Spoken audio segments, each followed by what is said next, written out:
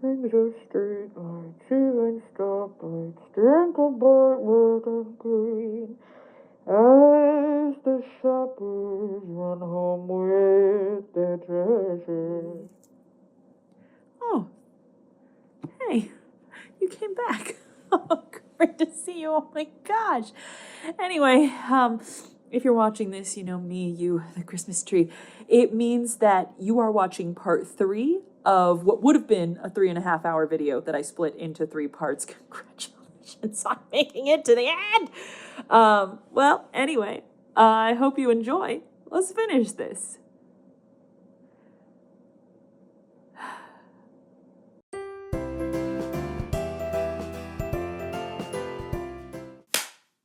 Costume change again. All right, on to the next. Next on the docket is a royal queen's Christmas, and I'm delighted. My heart is whole once again, and I am filled with hope.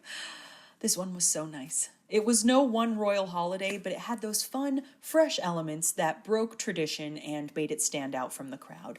Now, maybe it's because I decided to work out while I did this one. I recently purchased a strength training plan from a trainer I knew in college and decided to give it a whirl while watching this Christmas movie. And it could have just been the release of endorphins, but I had a lot of fun. This is very much a classic Tertius template. It's been so long since I looked at the words. It was prime, secundus, and tertius, right? Tertius. So it's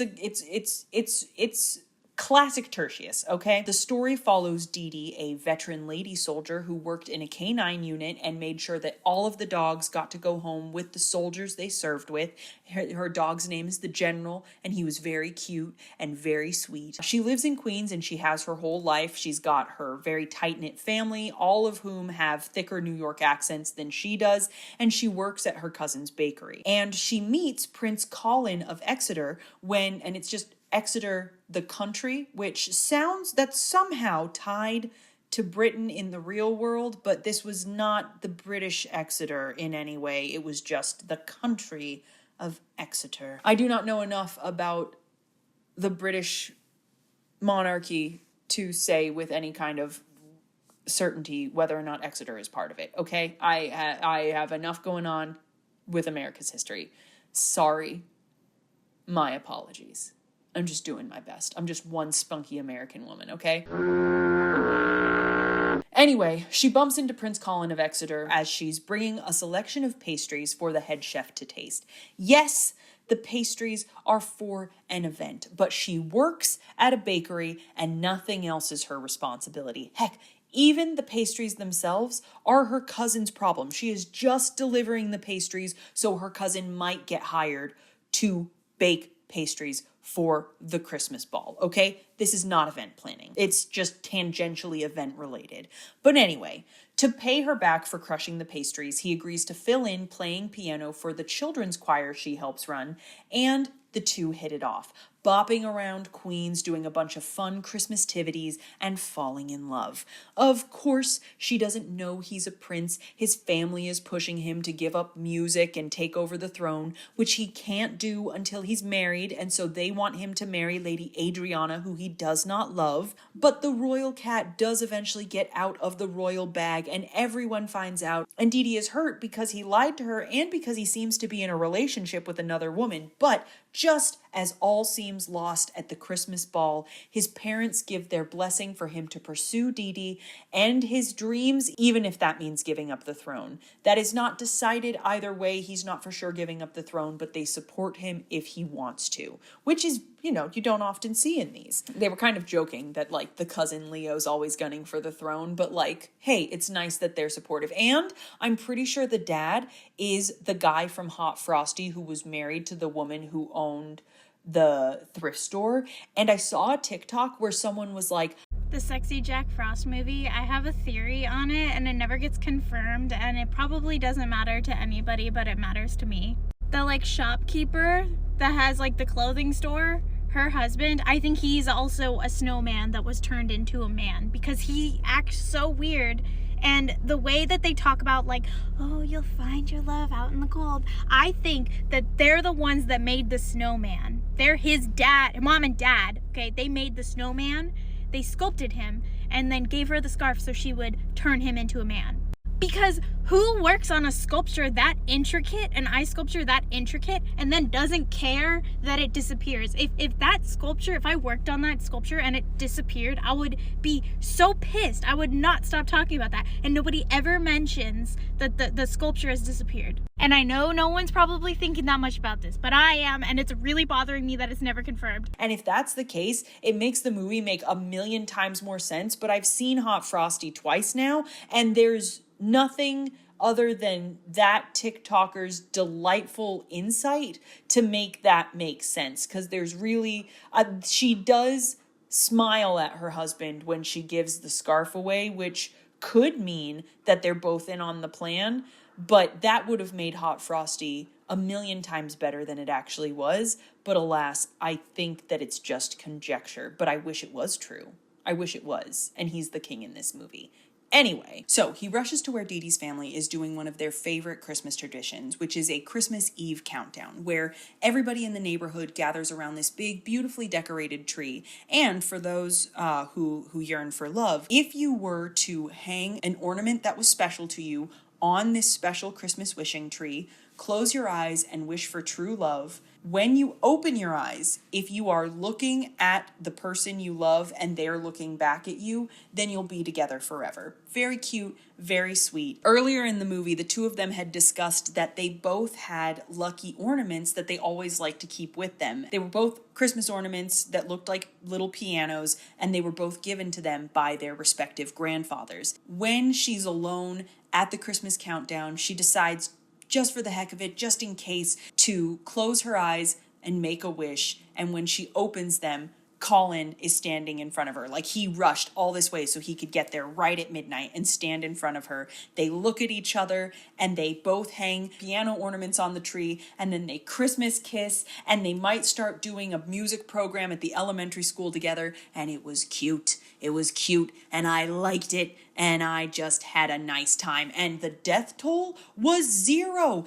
Everybody's parents were alive. Her dog was alive. Her grandma was alive. There was not an orphan or a half orphan to be seen. Merry Christmas. Thing to note, there was no Christmas dress reveal. It was, like I said, a tertius plot, Prince on the Town, baby's big city adventure story. But it was a nice change that even with the presence of a Christmas ball, there wasn't a big dress reveal. Now, I love a big dress reveal, of course. Like, I'm never going to be mad to see someone enter a ballroom in a beautiful gown. That's fun. It was a nice change of pace to have him rush to her instead of like her come to him. And I just loved the ornament thing. I thought that was very sweet. It was laid out very well over the course of the movie. Beautifully done. Now, TTCHFCCU. I know we've all given up hope on this, but what I will say is that this movie starred the princess of the jam-making emporium from the very first movie in the Time to Come Home for Christmas cinematic universe, Time for Me to Come Home for Christmas. It means nothing, or maybe it means everything. Whatever. None of this matters, but she was in this, and she is part of what started it all. She was in the very first movie. She is the first of our Hallmark Green Eyes, and here she is, yet again, before us.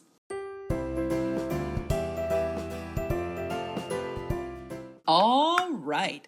The next movie on the docket is The Royal Nanny, and this I would classify as a completely unique Hallmark Christmas movie. I have not seen a single one like it in this whole span of the full 18 movies that I watched. Couple things. Yes, it has a prince who falls for a commoner, and there was a Christmas ball with a beautiful dress reveal, and it ended with a Christmas kiss. But other than that, first off, it's set in actual Britain.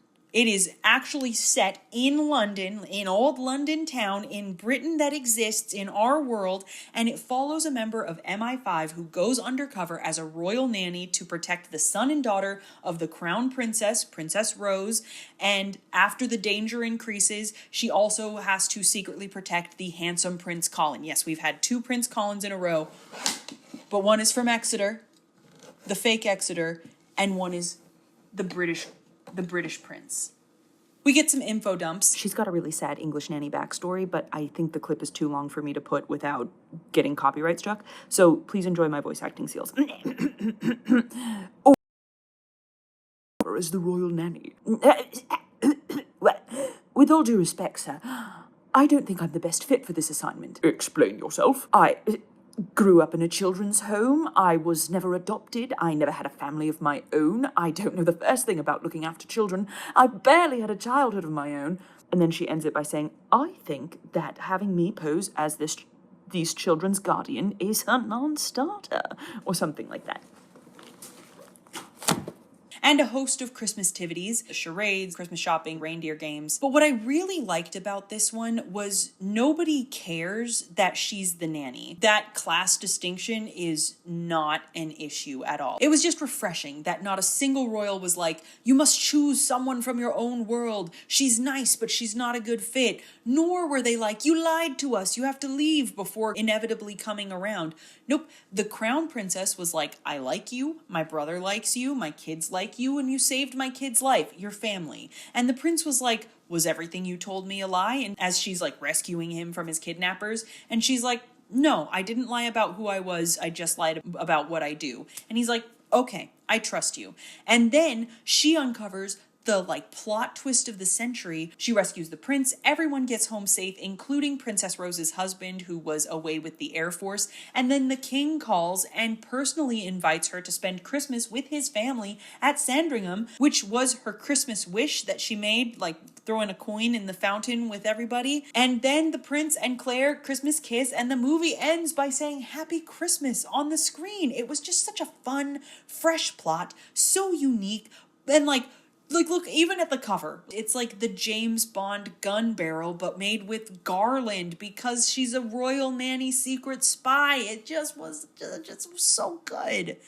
I mean, not so good, but just fun. For the death count, I think it needs to be raised by 3 because Claire's parents were both definitely dead, and the queen consort, Princess Rose and Prince Colin's mom, I think is also gone. It's not said for sure, but I'm pretty sure they bonded over dead moms. Also, speaking of the dead, let me just say that I don't think Hallmark predicted Queen Elizabeth II's death. I don't think that.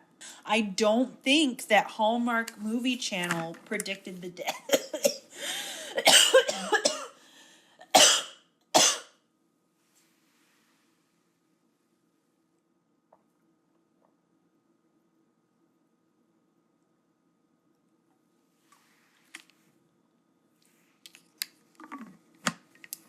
Even if it was made a mere 2 months after Queen Elizabeth died, which means it was probably scripted and filmed before she passed away.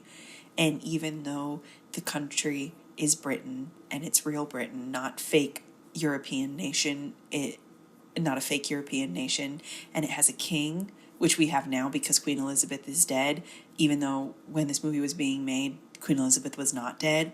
I don't think that Hallmark Movie Channel predicted the death of Queen Elizabeth II. Okay.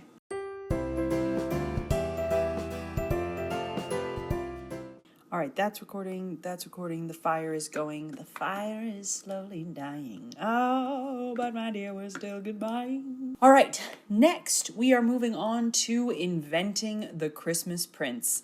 And straight off the bat, this is 1000% not a royal Christmas movie. I put it on the list because it said Prince in it. I knew kind of from the synopsis that this one was not going to be royal, but I thought just in case, it says Prince, it meets the qualifications, let's see what happens. And you know what? I'm glad I did. So the movie itself is very fantasy, Santa forward. There's not a single fake European country to be seen. It's set in a small mountain town and doesn't even mention New York. The only big city it mentions is the state of California. And she says she might move to California if she gets a different job. But that's it. It's set in a nameless, snowy mountain town. But it was very fun and sweet and a nice change. It was sort of like that green sorbet palette cleanser Mia eats in Princess Diaries. It was just a nice little refresher for my brain. A slightly different genre that had nothing to do with anybody's royal family anywhere in the entire world. So Single mom and rocket scientist Shelby loves telling the story of the Christmas Prince, a family story of the magical prince of the North Pole who is Santa's best friend. And the Christmas Prince is the best storyteller in the world. He's got a magic horse. He's got a birthmark on his hand from where Rudolph kissed him as a baby.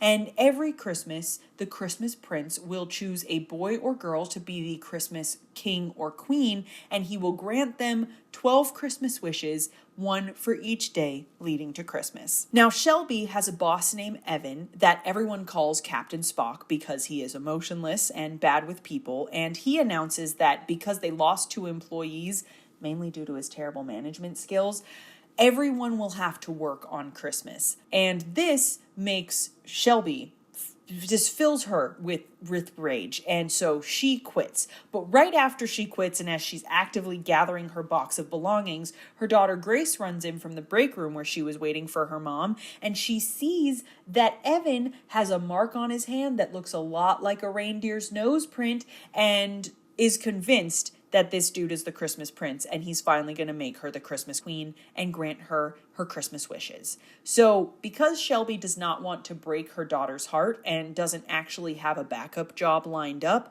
she blackmails her boss into being the Christmas Prince so he doesn't lose another key employee when he's already under scrutiny about his management skills, and he reluctantly agrees to the blackmail. Shelby manages to talk Grace's 12 impossible wishes into 8 reasonable wishes, and as he grants the Christmas wishes, Evan and Shelby start to bond. This allows Shelby to heal somewhat from her husband's passing, and Evan learns how to better connect with people. While this is all going on, Shelby is offered a dream job that would cause her to move to California, but she ends up turning it down because she realizes she's happy at her job, she's happy with the life she's established and the friends she has in town, and she's happy with this new friendship she's forming with Evan, and looking forward to the final wish on Grace's list. And the wish is that Grace wants the Christmas Prince to come to her school's Christmas dance. Yes, it does have that one hallmark of the Hallmark Royal Christmas universe, a Christmas dance.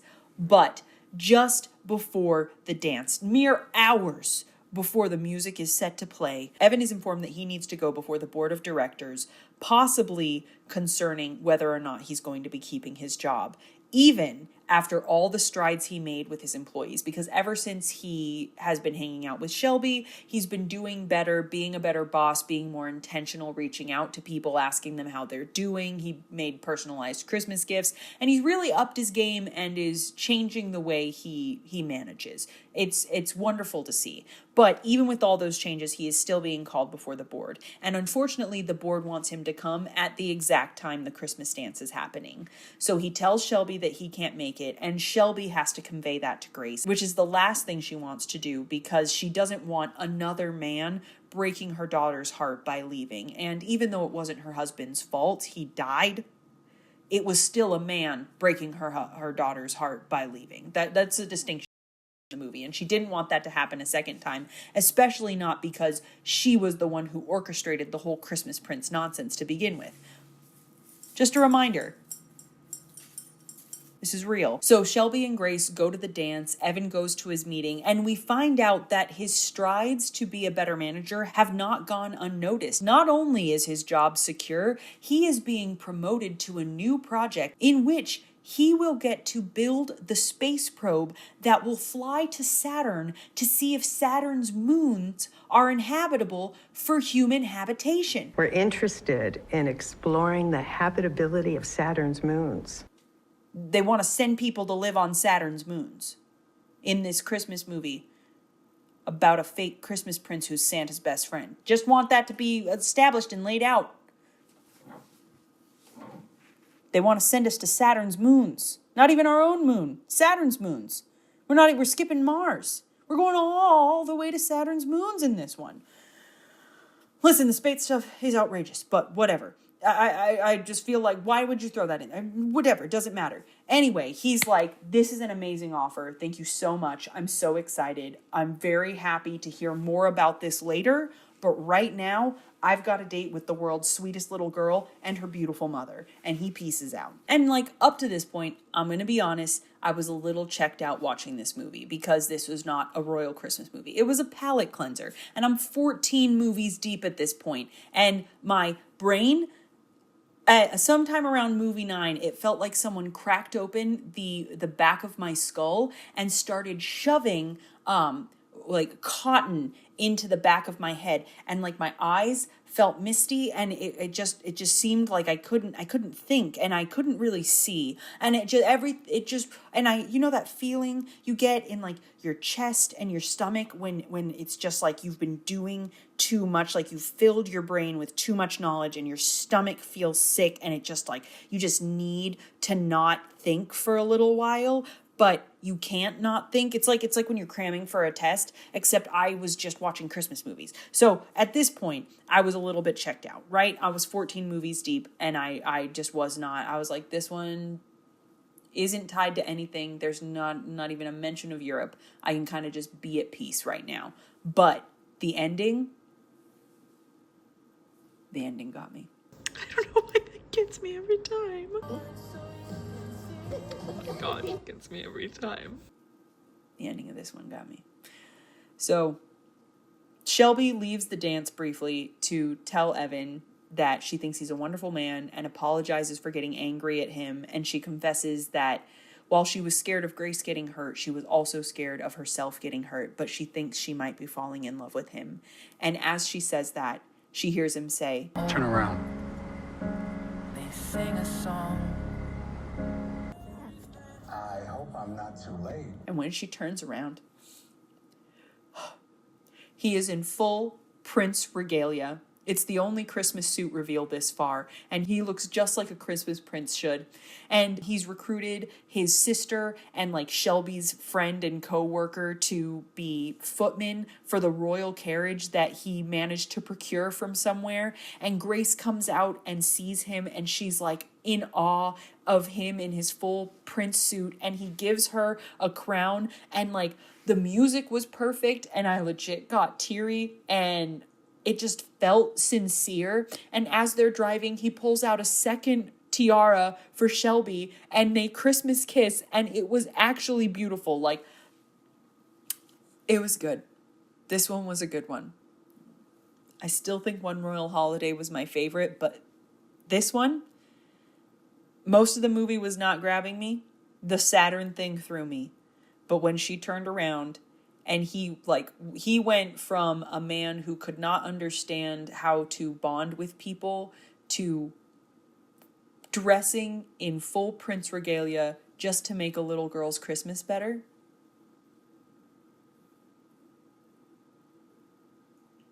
But I tell you right now, that got me. If I think about it too much, it gets me a little bit more. It's not a Christmas prince. It's a Christmas king. As a man. Oh, death toll. 1. Because the dad was dead. I'm kind of losing track at this point. I'm hoping that while I'm editing this, I've actually just started changing the number in the corner as I've said numbers, because I couldn't possibly begin to tell you how many people are dead at this point.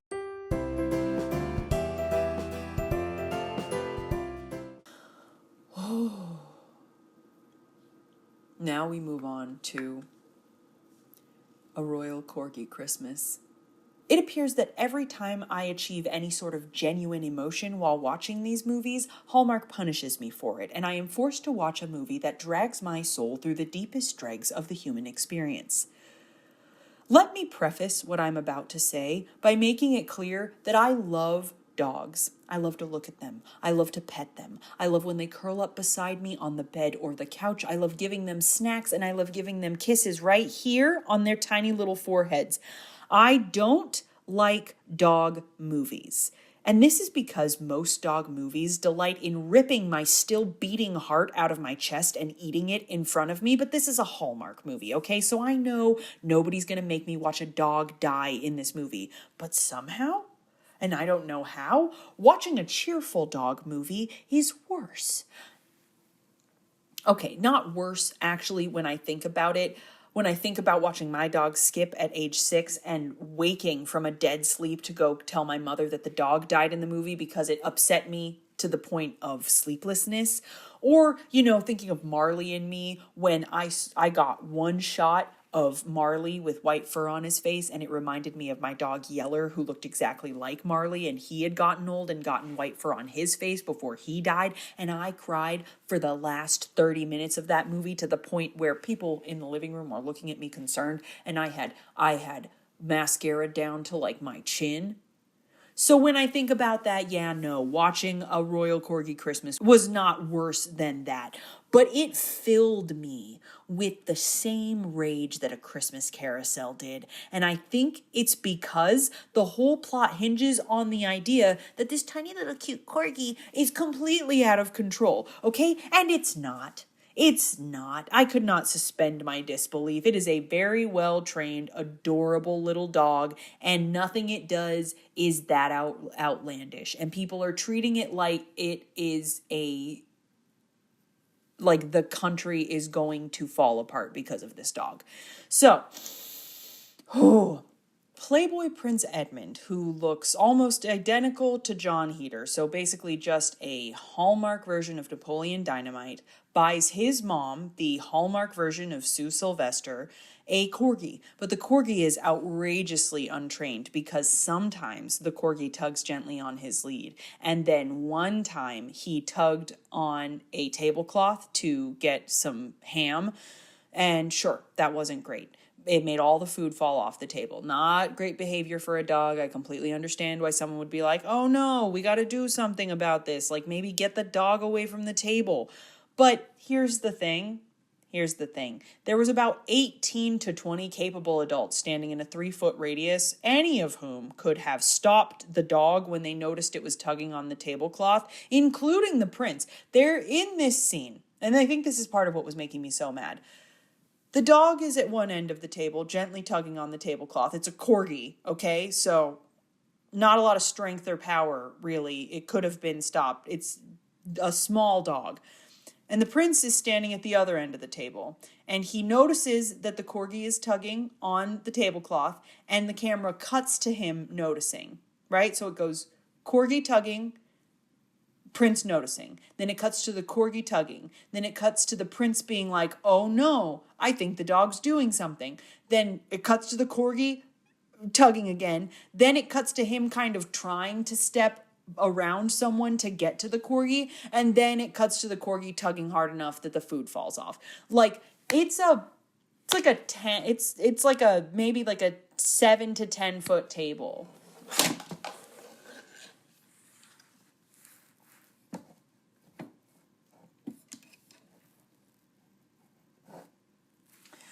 It's like a 7 to 10 foot table, and there's one person sort of standing next to him. There is no world in which he couldn't have gotten to that dog in like the 8 minutes he was staring at it. And because I just feel like it was preventable in so many ways. But because of this one mishap, the whole of Europe has decided, by the way, this was happening while the Queen was giving an address to the room full of people. Like it was an event that they were at, and it was filmed, and then it goes viral, and everybody's like, oh, the corgi, mistletoe. And everybody sees it in the whole world. And then because of this one mishap, the whole of Europe has decided that Prince Edmund of Comfrey is not fit to rule. And then, YouTube star and celebrity dog trainer Cecily, who looks like Joey King, writes a letter to offer her services to the royal family and kind of secretly hopes that maybe if she does her job well, the royal family might want to donate to her charity Rover Rehab. And I don't think going to royals with the hope of maybe getting a charitable donation is like a nefarious wish. I think that seems like the kind of thing royal people are there for, to do charitable good and cut ribbons and stuff like that, especially in a Hallmark movie, right? Like, even if this is gonna blow up in her face later, but I just feel like being like, well, I'm gonna train this dog, and then I might present the idea of my charity to them as a possible option for them to donate to.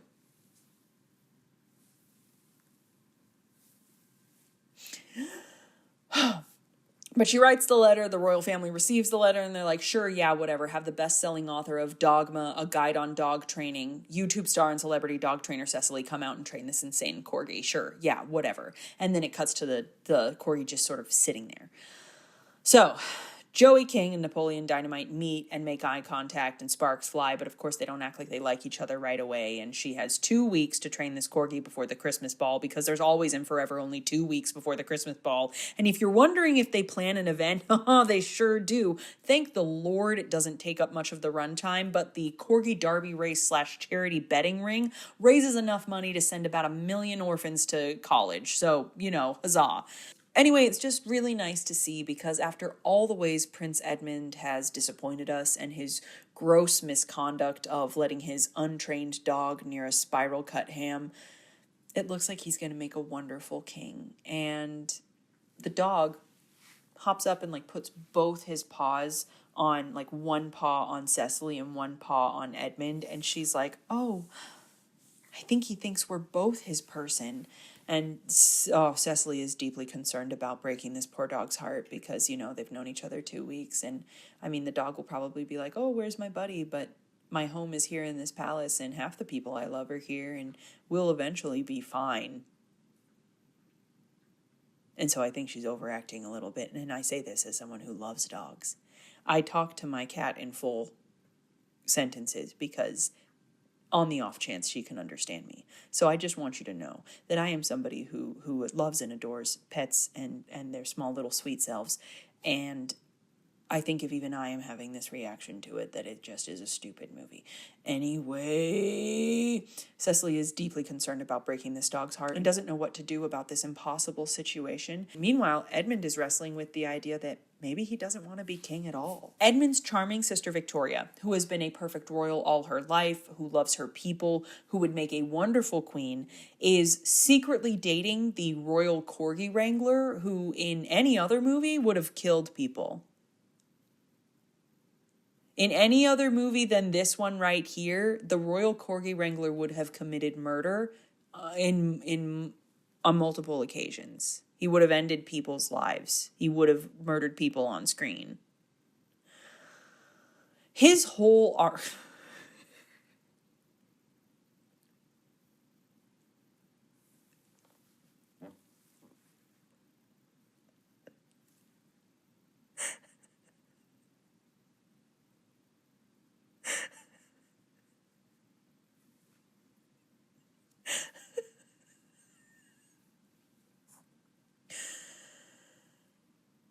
So the royal corgi wrangler in any other movie would have killed people. His whole arc is that he deeply desires the love of his life to be queen over her brother, who is the crown prince. And if this was not a Hallmark movie, I think he would have tried to do something nefarious about that.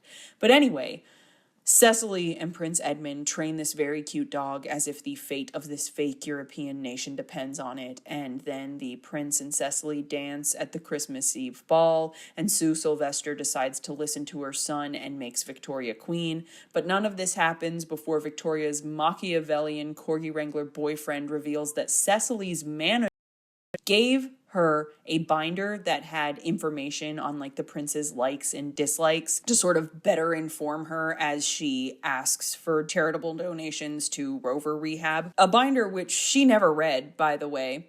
But when the prince finds out about this, he's like, you aren't the first woman to come after me for my money. And then he kicks her out of the palace. And he's like, I'll call you a car. And so she despondently leaves the room and starts walking across the castle. But don't worry, she doesn't even have time to make it upstairs to change her dress before Victoria dumps her evil corgi wrangling boyfriend. Prince Napoleon talks to Queen Sue Sylvester and realizes he might have been too hasty. And then he chases after Mistletoe. I don't know if I mentioned, but the dog's name is Mistletoe.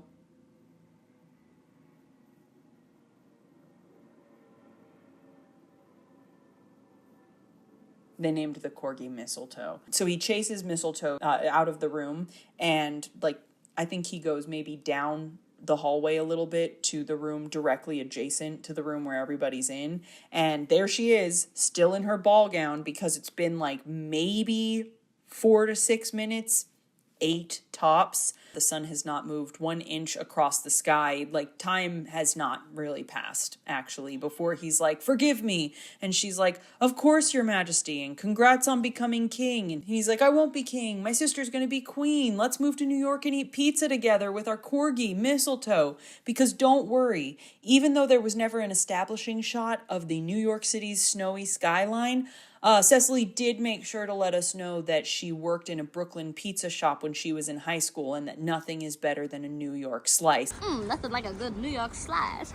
And then they Christmas kiss to the end. Death toll is up by 2, her mom and his dad, and I could not begin to tell you where on the map Comfrey is located. I had aspirations of like maybe trying to make a map of where these countries might be located, because in the early movies, Hallmark had the decency to like give a vague location. They're like, oh, Castlebury Hall is near Liechtenstein, or oh, Cordinia is a small sovereign state near the south of France. And then they just stopped doing that. So now we've got this castle that is literally called the Christmas Castle because, according to royal history, some people had a nice time there on Christmas Eve shortly after the country was founded, so they call it the Christmas Castle. But it is a very sunny country. There is no snow. Everything is still lush and green, including the grass. So where is it? Where is this Christmas castle located? I could never tell you, and I relinquish all ties to the TTCHFCCU. There is no overarching Hallmark verse. There is only the Christmas ball, and it is 2 weeks away, okay?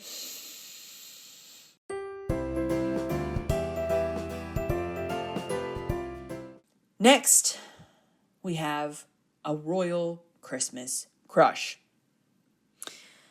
I used to have whimsy in my heart. I used to believe in love. I used to think that maybe sometimes fairy tales do come true, but I fear this experience has ruined me. If I see one more spunky American ruin a monarchy, I'm going to scream. And I think I'll be screaming for a while, since I have 2 movies left. Eva Jensen, an architect from Minneapolis, which I think we can still classify as somewhat northeastern. It's a little bit center of the country to really be truly northeastern. Maybe it's a little bit Midwest, North Midwest. I don't know. All I know is that it's a city kind of up there, sort of in that corner, and it fits well enough. It fits well enough. I think it qualifies. I don't know. She is only in America long enough for there to be an establishing shot of the city, and for her to walk from the main office into her office, look at her phone and see she got a text from her Uncle Carl Jensen, call him and be like, hi, Uncle Carl. And he's like, help me build an ice castle for the royal family of Fiorland. And she's like, okay. And then it cuts to a plane, and then it cuts to the ice castle in Fiorland. I don't even know what she's doing in there. He's like, I couldn't have done this without you, but the entire structure is built, and there's a ton of ice sculptures already in there. So I literally don't know what she does. She looks at ice a whole bunch and writes in her notebook and says, I think the grading on this thing could use some work one time, but he's like, I couldn't have pulled this off without you, when everything was finished. Couldn't tell you what her purpose is. But we have another Playboy prince, and I had relinquished all claims to the TTCHFCCU, but I will say that this prince is played by the handsome innkeeper in Time for Us to Come Home. And this Playboy prince, because they're all Playboy princes, but until they're proved otherwise, he's fresh off a bad relationship, and the tabloids are tearing him apart. They're tearing him apart. And Brigitte, the Queen's secretary, tells our spunky mid-northeast Western American architect to stop gaping at the prince's portrait. But she gapes a little more because this is called a royal Christmas crush, and I think she's developing one. And the prince shows up. The two of them make eyes at each other. All the while, everyone is trying to push him towards Brigitte's daughter Sigrid, who just graduated from the Sorbonne. And she is, of course, the appropriately educated, wealthy woman everyone would love to see become princess. But he doesn't want her, obviously. He wants the spunky American who made him ride an ice slide the first time they ever spoke to each other. And he felt wonder in his jaded heart for the first time in forever. For the first time in forever, I know what I'm convinced in. for the first.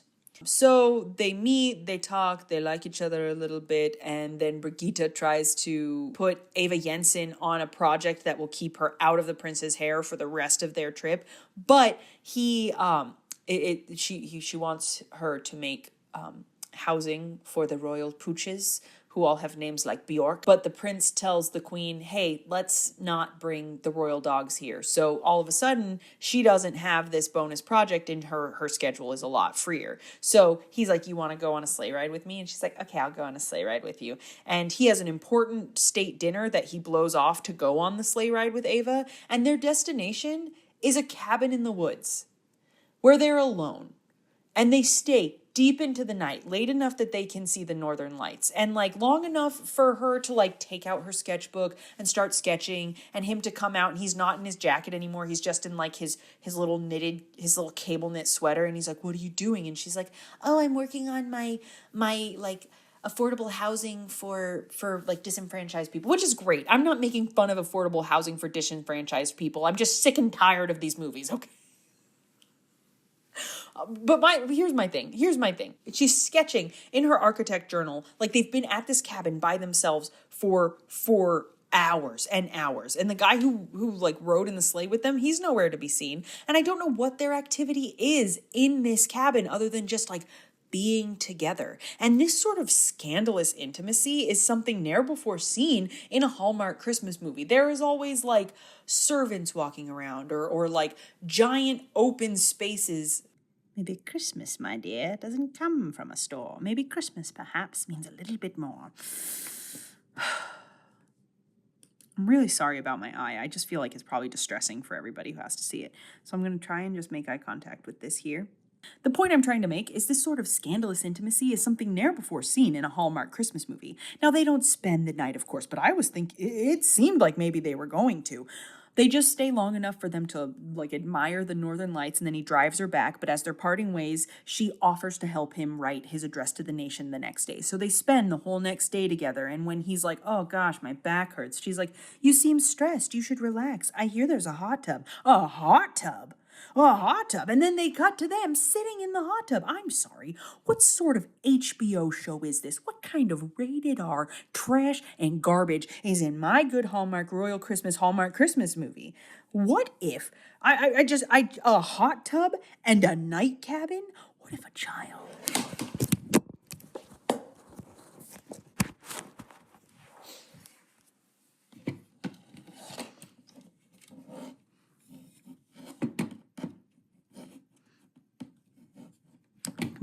Myself a sandwich after this. That'll be fun.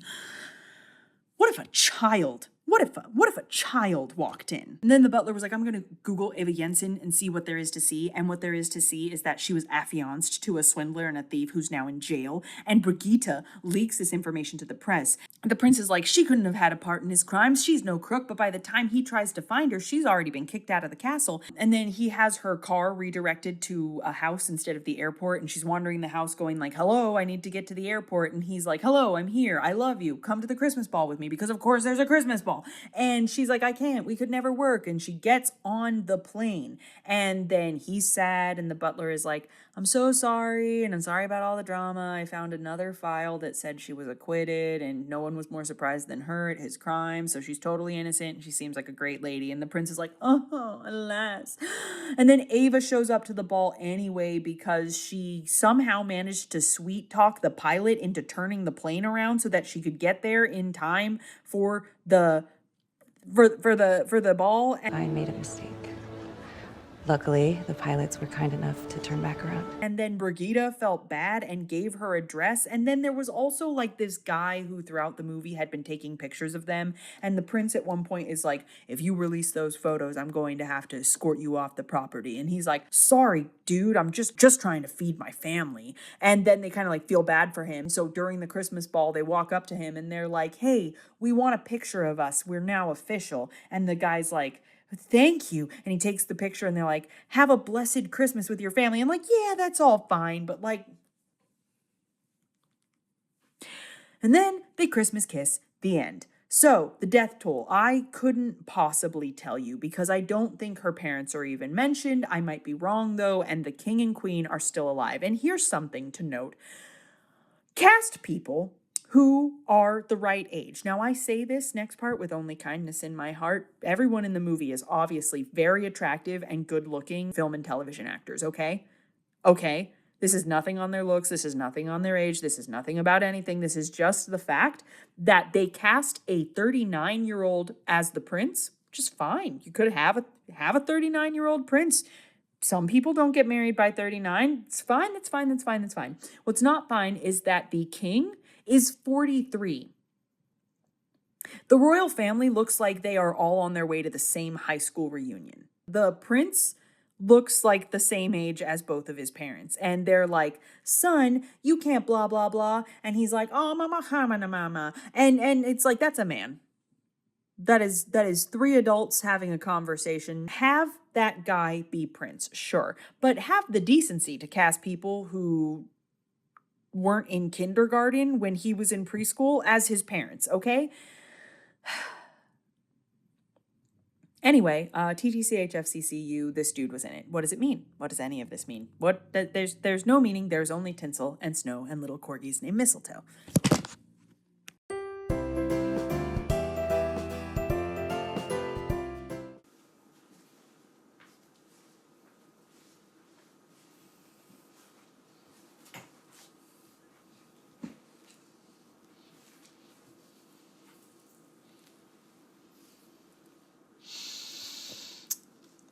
We're nearing the end, which is why I've changed into my dress for the Christmas ball.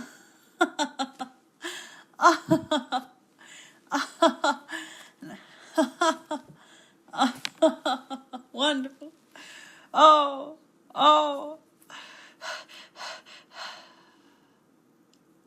Our next film is A Not So Royal Christmas. And in A Not So Royal Christmas, two people lying directly to each other's faces can be something so powerful and beautiful. A Not So Royal Christmas, I would say is one of the more unique ones. It doesn't fit solidly in any of the categories, but if it fits into anything, it's more of the prime. Of course, that seems to be the default. Charlotte is a spunky American in London with an apartment she can't afford and a job at a skeevy gossip rag that refuses to give her a raise until she strikes a bargain with her boss. He'll give her a raise if she can manage to get the scoop of the century by interviewing the elusive Count Lars of Sarhagen. This guy hasn't been seen in 10 years and has like Phantom of the Opera level rumors swirling around him. Maybe he's got no nose, maybe he's got a weird... Sorry, gotta adjust. Maybe soon I will get my Christmas kiss. Oh my gosh.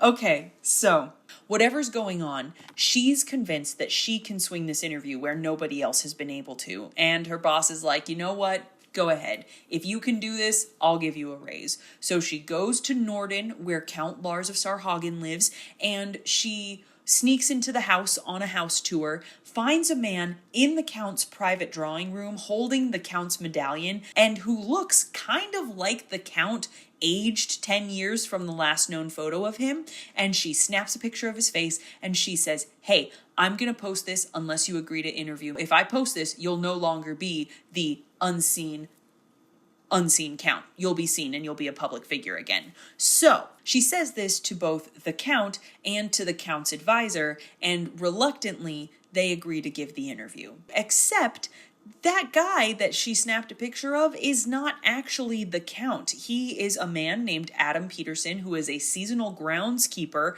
who happened to find the Count's medallion on the ground, and when he was returning it, he sat down at the piano to play a little tune, and that is when she saw him. Looked at the last known picture of the Count, which was a teenaged boy sitting at the piano with dark hair, and she was like, I've done it.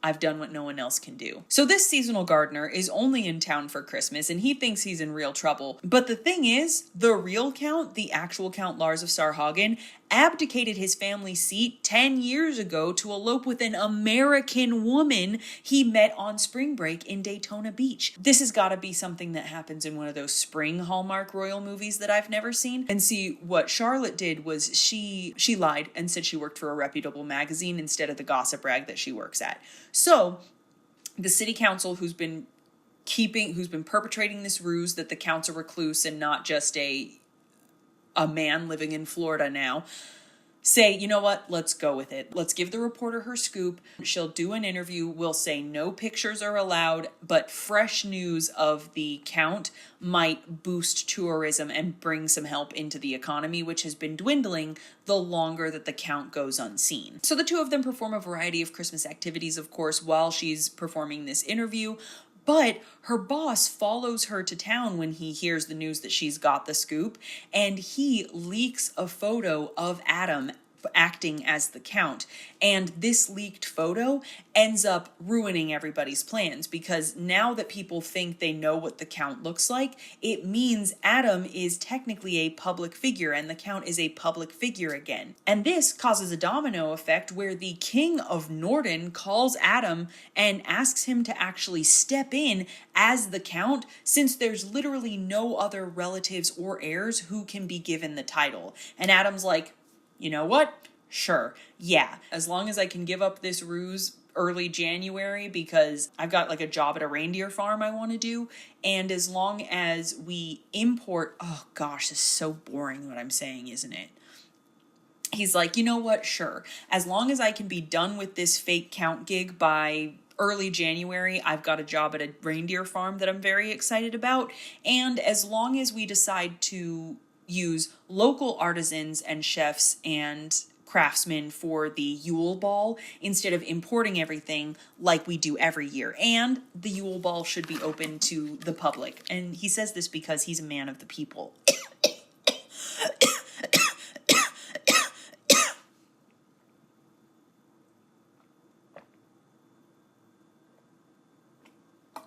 I've been talking for a long time. And you know what? Everything's going super great and everybody is pleased with their bald-faced lies, and both of them find out that they are liar pants on fires, and she's way more upset about it than I think she has any right to be. And he's like, hey, you lied to me too. And she's like, yeah, I lied about what newspaper I work at. Your lie affects a country. And it's just like, you both were being deceitful. I think it's a little bit of calling the pot the kettle black, whatever that saying is. Okay, they're both cast iron. And they're both the same color. So both of your actions are the same, is what I'm saying. But when the Count meets with her, he's like, I beg of you, please do not release the story that I am a fraud, because if you do that, it will ruin the Yuletide ball, and that will cause so many people to lose income and revenue, and it would hurt the people. So they part ways. Who knows what will happen next? And I'll tell you what happens next. They go to the Yuletide ball and she is in a beautiful dress, and he confesses to the whole ballroom that he isn't the real Count Lars, and they dance together, and then the king stands up and he's like, you know what? I actually am going to decree that Adam is the Count as an honorary title. He's like, I agree to do that as long as I can be myself and help the people. And then everybody's happy and they Christmas kiss, the end. Death toll is up by 2. The TTCHFCCU, I've given up. This one was fun enough. It was fun enough. There was good chemistry. The guy was kind of like in a Hallmark version of David Tennant. That was what I was getting. And the girl, I've seen her in stuff before, but I cannot remember what. And but she was lots of fun too. I would say that this is probably one of the more fun ones, but at 17 Hallmark movies in, it doesn't matter if it's fun anymore. I can't care. I can't. So let's move on to Private Princess Christmas. Okay? All right. So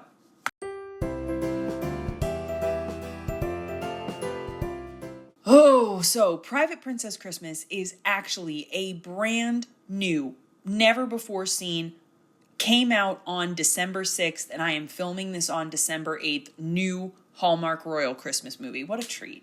How fortunate for me that something so new was coming out when I was making this video. This is what rounded me up to 18.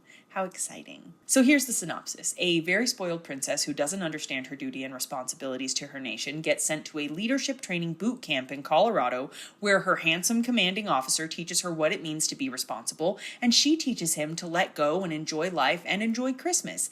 And if she doesn't pass this 10-day course, she'll never become queen. Her mother will not allow it. And that's basically it. That is the movie. It has some jokes, but overall, I just had this buzzing in my brain because I could feel that the end was near, and I didn't love the characters. I didn't think their decisions or actions made any kind of sense when looked at with any sort of logical eye, but it got cute enough eventually, and it was fine. It was just fine. I cared about no one, and I cared about nothing, and everything that happened just washed over me. The guy was the lead guy, Captain Ryan, was a Broadway star, which was nice. And they gave this beautiful little Broadway star a beautiful little Broadway star moment where he got to sing a little song. And he had a lovely voice, because of course he did. He was Dimitri on Broadway.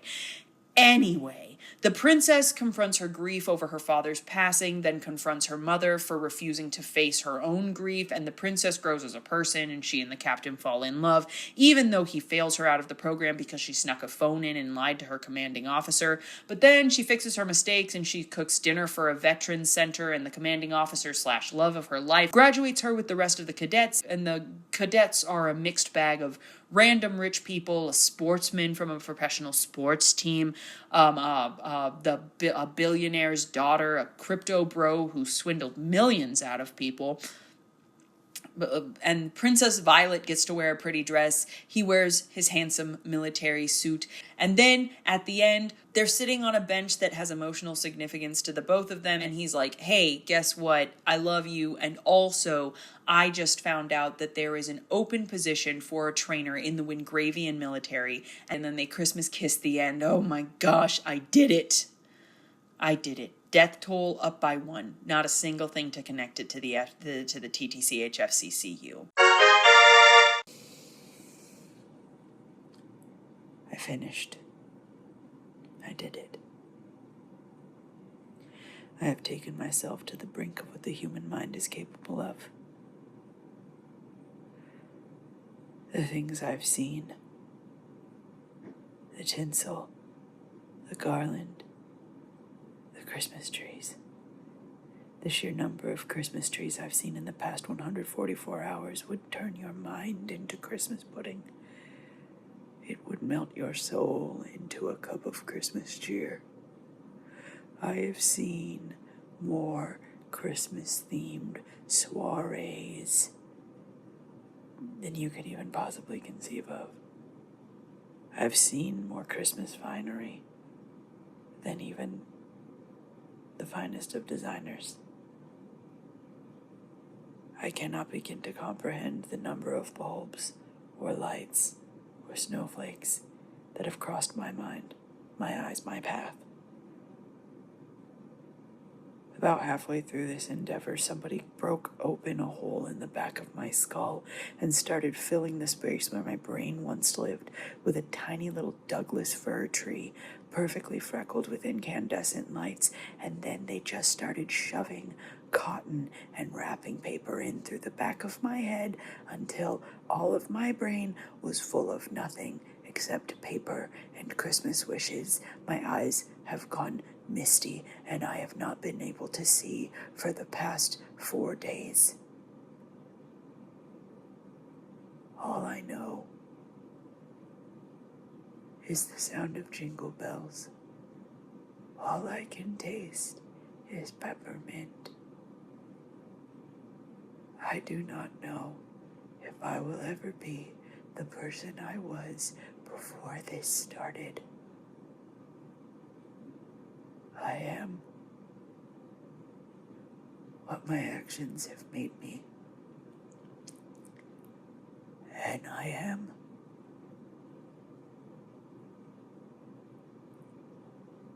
this nation's queen. I take my duties very seriously. Thank you for coronating me.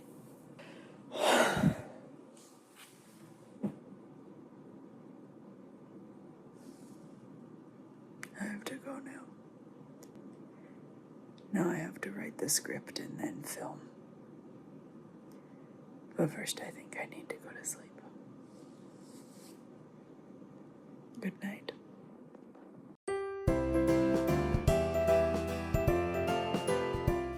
Final thoughts. All right, we've done it. We've reached the end. Let's talk about how does this all work together? How does it all connect? That was the question I had when I ended these movies, and it seemed like maybe I'd just wasted the last 144 hours by watching 18 Hallmark Royal Christmas movies that have no connection to each other at all. Sure, sometimes the actors overlap and you can create fun, stupid little silly scenarios as to why that might be, but that's not actually supported by the evidence, is it? No. Did I just waste 6 days and break my brain in ways that I don't know if I'll ever fully heal from? For nothing? For not? Oh, so it was frustrating. It was a dark time, but I said, Summer, go to sleep. That's what you need more than anything, and if there is some way for these to connect, you'll figure it out in the morning. And figure it out in the morning, I did. It's half orphans and spunky Americans all the way down. Oh my gosh. It's an American psyop bent on destabilizing the European Union. And initially I was like, I don't know why we would do this to our allies. But if you think about it, we didn't do this to our allies. There were no French princes we were trying to seduce. And the only fully British movie that happened in Britain and not some random fake fictional country was the only film of all 18 to not feature a spunky American. Interesting. Now, in our world, Europe is broken into 49 countries with only 12 current monarchies. And what Hallmark is doing with the Hallmark Royal Christmas Cinematic Universe is punching a window in space and time to show us a Europe that has 66 countries and 29 monarchies, and a long decimated America in which the majority of the population is huddled in the northeastern corner of the country, with Colorado as the single bustling lighthouse of our western waste, a beacon on the high Rocky Mountains for the few scattered wanderers that still roam. There are some small outposts in other areas, or at least I know there must be. There's mention of California and spring break at Daytona Beach, but we never see them. Now, of course, there's nowhere near enough evidence to figure out exactly what happened, but I have to assume that it probably goes back to that timeline's version of World War II. I couldn't begin to tell you what that might have looked like in a world with so many small sovereign European nations, but it appears that in some strange twist, D-Day came to our shores instead, or perhaps it was a plague, or maybe the Dust Bowl or the Great Depression were even worse for them than it was in our timeline. It could be any one of those things. There simply isn't enough information to glean the truth through the shifting tinsel, but whatever did happen, Europe has 1 billion royals of marriageable age, and most of America is uninhabitable. But wait, that's something to consider. 17 royal sons and daughters of marriageable age within the last 2 decades means there must have been some sort of royal baby boom. And oh my gosh, that means that it absolutely does go back to their World War II, because as we all know, boomers or baby boomers were the huge influx of babies being born in the time shortly after World War II, when everybody was so happy there was peace, they settled down and had a family about it, including obviously the European royal families of the Hallmark Royal Christmas Cinematic Universe. Enough time has passed that the world has settled into a tenuous peace that resembles our own. And in that time, the babies born in the window after their version of World War II would have grown, married, had children of their own, leading to a bunch of millennial princes and princesses bopping around looking for love in all the Christmas places between 2011 and the present. Now, of course, the dates and times of that are not all cut and dried. I personally am a millennial with a Gen X mom, but she had me really young, and I'm a tail-end millennial according to most counts. But for the majority of boomers, their kids are millennials, with the earliest millennials hitting their 20s and 30s in the aughts and 20-teens, and the later millennials, me, hitting 30 in the 2020s. So timing-wise, and considering the surplus of monarchies, that explains the fact that so many European royals are all single at the same time. Now, As I said, enough time has passed that the world has settled into a tenuous peace that resembles our own. But clearly, on America's side, some large destabilizing event wiped out half of America, robbing it of its status as a global superpower, or perhaps never giving it that status in the first place. The American spirit is indomitable. The freedom that sings in our souls and the bald eagle beating its wings in our brains would never allow us to give up. But because this new alternate America no longer has the comforts of a nation that spans from sea to shining sea, and because those fields of amber waves of grain were at some point raised and the earth salted so that naught could grow from it again, the America in this timeline is leaner, scrappier, meaner, and hungry for the power it once held. And what better way to grab back that power than installing upstart Americans as queen and king consorts of active, influential monarchies? It's a honeypot operation, a Christmas deep state honeypot operation that has been going on for decades without anybody realizing it. In several of the movies, there are mentions of royals in the past who married Americans. Sometimes the story even focuses on the descendants of those unions, such as in Once Upon a Holiday, where the 17th Princess of Montserrat had an American mother, and sort of in A Crown for Christmas, where the widowed king and his deceased wife met in America and eloped, but both were royals. So she wasn't an American, but we don't know everything that happened there, what they might have learned or seen while they were studying in America. Somehow, that spunky American optimism and spirit trickled down to their daughter. You can always see the evidence, because isn't America more a state of mind?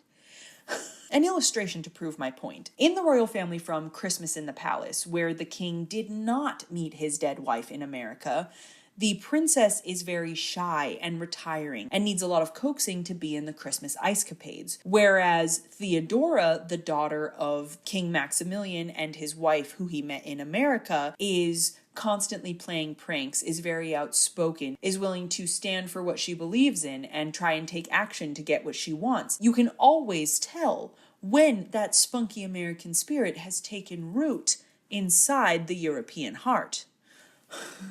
But anyway, this honeypot operation, this whole plan was probably developed sometime during the Cold War, and only a few American brides were seeded out to test the waters.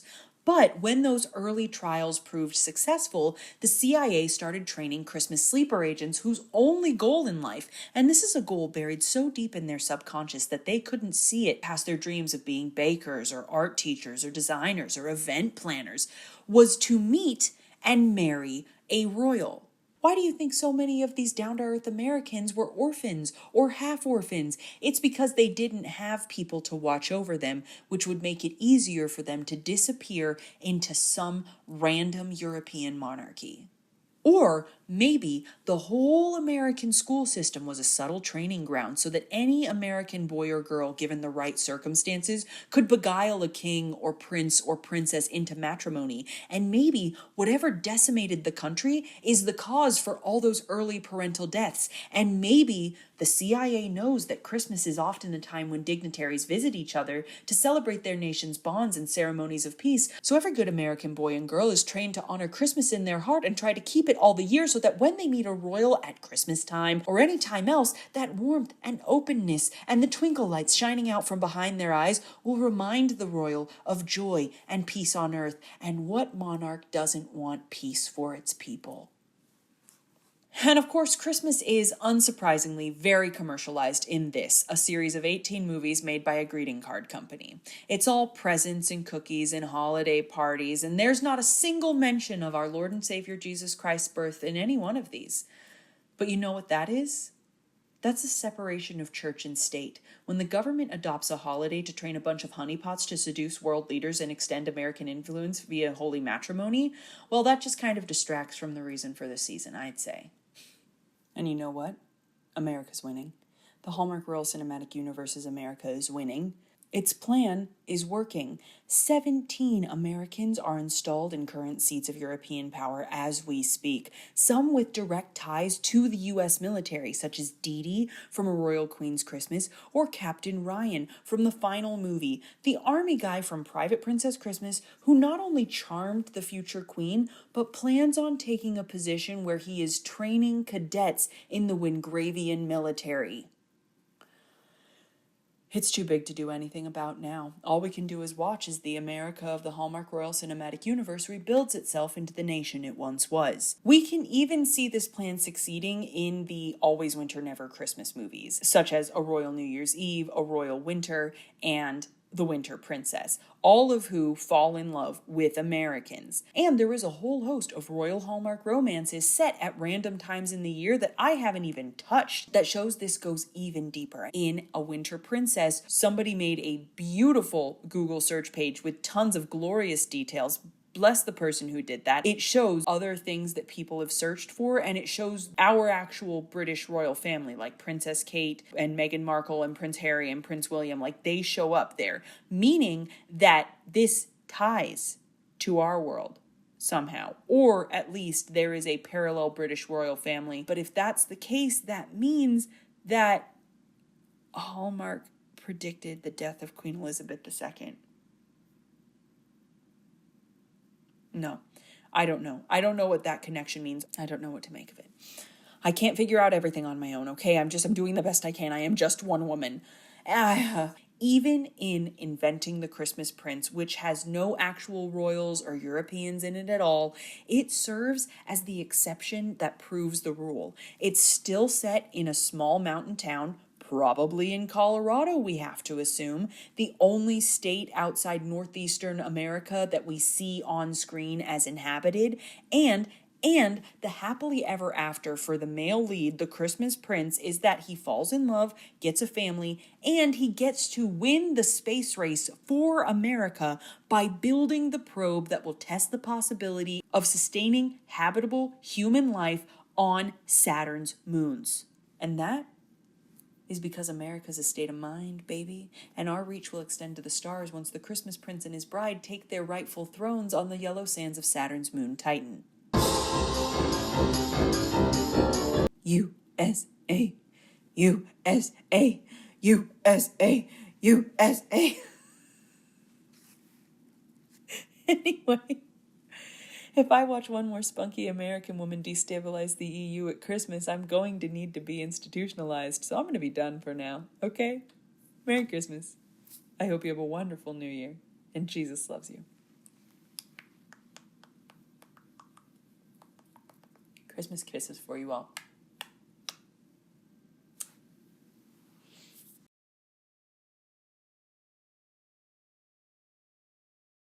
You know what I think, Mitzi?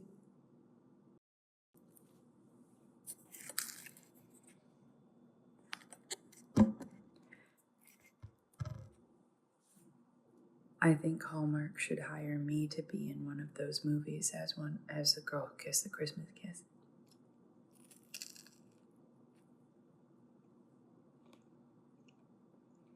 I think I'd do a good job.